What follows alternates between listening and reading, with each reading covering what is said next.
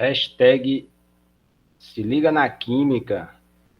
Sou o professor Lucinaldo e na aula de hoje nós iremos trabalhar um pouco sobre termoquímica.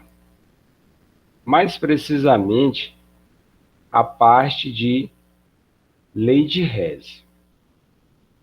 Então, o que diz aqui o enunciado relacionado, com a lei de Hess? A entalpia total da reação é a soma das entalpias de reação das etapas em que a reação ela pode ser dividida. Então, se você tiver uma reação química que acontece em 3 etapas, que a soma dessas etapas, dessas reações, você encontra uma reação global, você também vai somar a variação de entalpia dessas reações para você obter a variação de entalpia da reação global. Só que você não vai somar de qualquer maneira. Você vai somar de uma maneira adequada. É interessante destacar que a variação de entalpia ela é considerada uma função de estado. Quer dizer, uma função de estado. Se você tem uma reação que ela acontece pelo caminho 1 e uma situação que acontece pelo caminho 2, a variação de entalpia ela vai ser sempre a mesma. Por quê? Porque ela é uma função de estado. Ela não depende do caminho. Ela só depende do início e do final. Para isso, para que possamos aplicar essa lei de Hess, nós iremos responder uma questão do Enem. A questão do Enem, ela trata do seguinte, ela diz o seguinte: o ferro é encontrado na natureza na forma de seus minérios, tais como a hematita, a magnetita e a austita. Na siderurgia, o ferro gusa é obtido pela fusão de minérios de ferro em altos fornos em condições adequadas.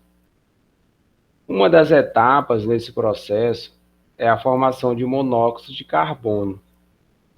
CO, o monóxido de carbono gasoso, ele é utilizado para reduzir o FeO, o óxido de ferro sólido, conforme a equação química. Então, ele te fornece aqui a equação química.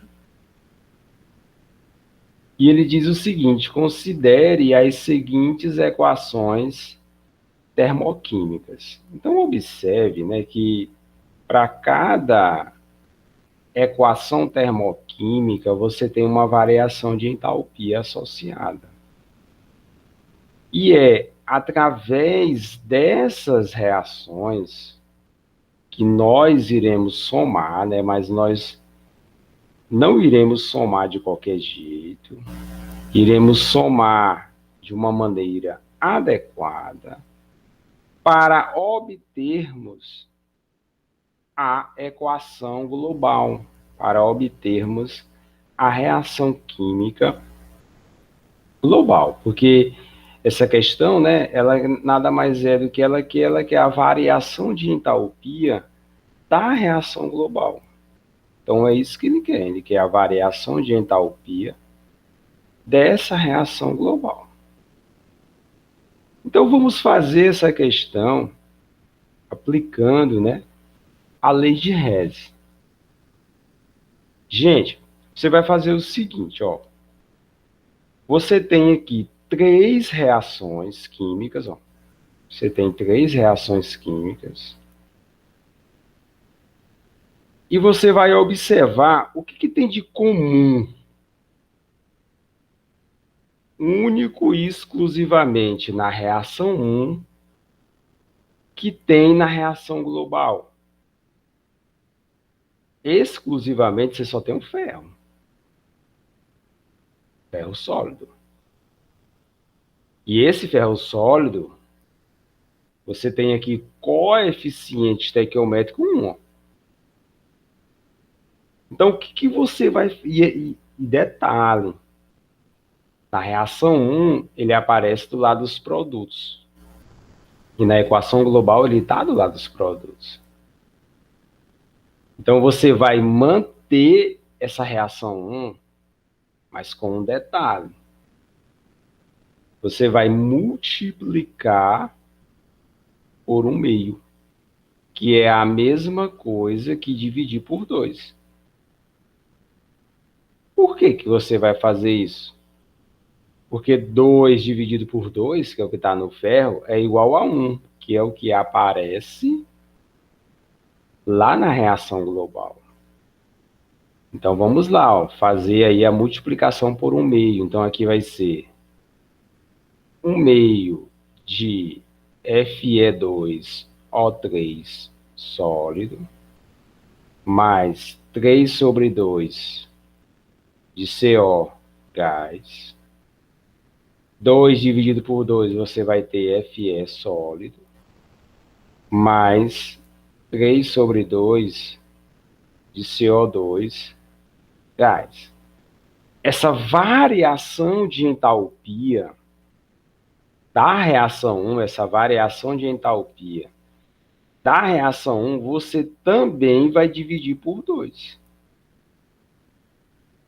Lembrando que a unidade é em quilojoules por mol. Você também vai dividir por 2, essa variação de entalpia. Vamos analisar a reação 2. O que essa reação 2 tem de única e exclusivamente nessa reação que tem na reação global? É o óxido de ferro, FeO. Só que tem um detalhe, na reação global você tem coeficiente 1. E na reação 2 você tem 3. Então, o que você vai fazer com a reação 2? Você vai multiplicar por 1/3, ou você vai dividir por 3. Você vai dividir por 3. Então, aqui nessa reação 2, você vai ter FeO sólido, mais 1/3 de CO2 gás, 1/3 de Fe3O4 sólido, mais 1/3 de CO gás. E com a variação de entalpia, você também vai dividir por 3. A unidade é em quilojoules por mol. Você também vai dividir por 3. Agora você vai analisar a reação 3. A reação 3, ela tem CO2, que tem na reação 2 e na reação 1. Ela tem CO, que tem na reação 2 e na reação 1. Essa reação 3, ela tem o Fe3O4, que tem apenas na reação 2. E na reação 2, ele aparece como 1/3. Então, para na reação 3 ficar 1/3, e eu possa cancelar, já que não aparece Fe3O4 na reação global, eu tenho que dividir a reação 3 ou multiplicar a reação 3 por 1/6. Porque vai ficar 2 dividido por 6 é 1/3. 1/3 de Fe3O4 sólido, mais 1/6 de CO2 gás. 3 dividido por 6 é 1/2. um meio de Fe2O3 sólido, mais um sexto de CO gás. Aí você vai pegar a variação de entalpia mais 47 e vai dividir por 6 também. Então a unidade aqui, né? Quilojoules por mol. Então agora você vai somar essas 3 reações químicas que foram necessárias. A primeira, multiplicar por 1/2. A segunda, multiplicar por 1/3. E a terceira, multiplicar por 1/6. Olha, gente, se você tem 1/3, 1/2 de Fe2O3 do lado dos reagentes, e na reação 3 ele aparece do lado dos produtos, você pode cancelar. É como se fosse 1/2 menos 1/2, dá 0. Se você tem 1/3 aqui de Fe3O4 do lado dos produtos, e na reação 3 ele aparece do lado dos reagentes, você pode cancelar. É como se fosse 1/3 menos 1/3. Então você cancela, que dá 0. O que foi que sobrou do lado dos reagentes? O que foi que sobrou? Sobrou FeO, sólido. O que foi que sobrou do lado dos produtos? O que foi que sobrou? Fe sólido, ferro sólido. Ferro sólido. Só que tem um detalhe. Do lado dos produtos sobrou 3,5 de CO gás. Do lado dos reagentes, perdão. E do lado dos produtos, você tem 1/3 de CO e você tem 1/6 de CO. Então, você vai pegar 3/2 menos a soma do que está nos produtos. Então, vamos lá. Ó. Vai ser 3/2 menos a soma do que está nos produtos, que é 1/3 mais 1/6. Então, vai ficar 3/2 menos 3 vezes 6 dá 18, que é o MMC, a multiplicação. Dá 18. Então, 18. Se você, 18 dividido por 3 dá 6. 6 vezes 1, 6.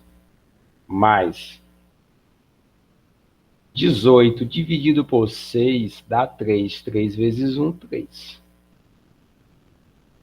Então, você vai ter 3/2 menos 6 mais 3, 9 dividido por 18. 9 dividido por 18 é a mesma coisa que 1/2. 3/2 menos 1/2 é a mesma coisa que 2 dividido por 2, que dá 1. E é justamente o que nós temos. Nós temos um CO do lado de quê? Do lado dos reagentes na reação global. Na reação global, nós temos aqui um CO gás. Então, você elimina esse aqui do lado dos produtos, De forma análoga, você calcula a do CO2. Você tem aqui 3/2, menos o que está do lado dos reagentes, 1/3 mais 1/6. Nós já fizemos essa conta aqui, vai dar igual a 1, né? Vai sobrar 1 CO2. Que é justamente o que nós temos, né, na reação global. Então, a reação global foi obtido a partir da soma dessas 3 reações. E a reação global, ela tem o quê? Ela tem uma variação de entalpia relacionada a ela. Que é o que a questão quer. A questão quer a variação de entalpia relacionada a essa equação global. Então, basta eu somar essa variação de entalpia da reação 1, mais a variação de entalpia da reação 2, mais a variação de entalpia da reação 3, que foram utilizadas na soma para obter o quê? A reação global. Então, o que o enunciado diz? O valor mais próximo da variação de entalpia em quilojoules por mol de FeO para a reação indicada, que é a reação global, é quanto, né? Então, vamos lá, ó, variação de entalpia, né? Da reação global vai ser menos 25 dividido por 2, mais com menos dá menos, né? 36 dividido por 3, mais 47 dividido por 6. 25 dividido por 2 é 12,5. 36 dividido por 3 é 12. 47 dividido por 6 é 7,8. Então, esse valor aqui vai dar aproximadamente 16,7 quilojoules por mol. Que, aproximando, né, como ele quer a questão, o valor mais próximo, a gente pode aproximar para menos 17, né, quilojoules por mol. Esse é o gabarito dessa questão do Enem, que na realidade é a letra B de bola. Então, hashtag se liga na química e até a próxima aula.